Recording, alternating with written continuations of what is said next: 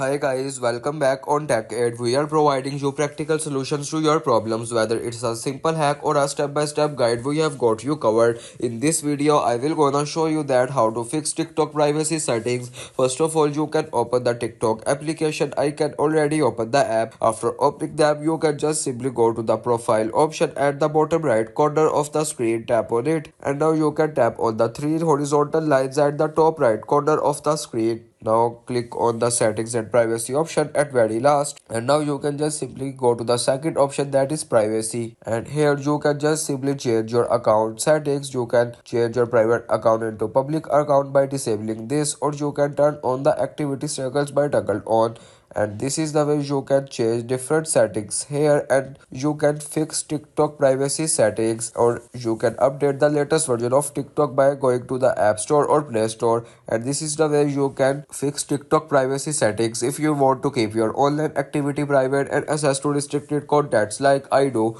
try using a VPN. It's secure, easy to use, and makes some browsing safer. The link to buy is in the description below. If this tutorial helped, don't forget to like the video and subscribe for more practical solutions.